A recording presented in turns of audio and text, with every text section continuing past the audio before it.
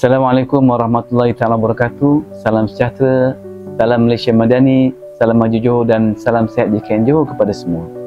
Pada hari ini saya ingin merakamkan ucapan tahniah yang setinggi-tingginya kepada seluruh warga Hospital Sultan Ismail Johor Bahru di atas kejayaan cemerlang yang telah dicapai, iaitu menerima persetujuan akreditasi oleh Malaysian Society for Quality in Health MSQH bagi tempoh 4 tahun 21 Mac 2025 sehinggalah 20 Mac 2029.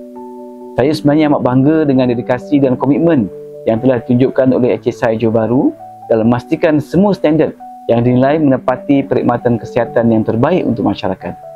Kerja ini bukan sahaja mengiktiraf pencapaian dalam aspek penjagaan kesihatan yang berkualiti, tapi juga menandakan usaha berterusan dalam meningkatkan kualiti dan keselamatan pesakit. Kerja ini adalah bukti yang jelas bahawa hospital ini mematuhi garis panduan dan piawaian yang ditetapkan oleh MSQH yang mengutamakan aspek keselamatan pesakit, kepuasan pelanggan serta keberkesanan perkhidmatan kesihatan.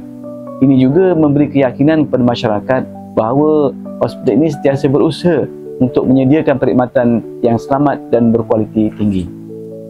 Saya ingin mengucapkan terima kasih kepada semua pihak, dari pengurusan hospital sehinggalah kepada setiap pegawai dan staf yang telah bekerja keras dalam mencapai kejayaan ini.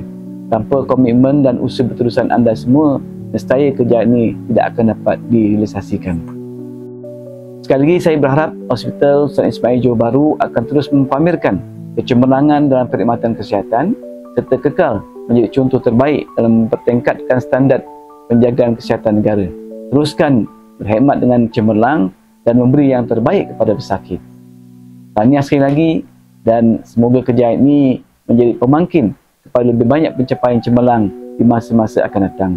Sekian, wabillahi taufiq wal hidayah. Assalamualaikum warahmatullahi taala wabarakatuh. Terima kasih.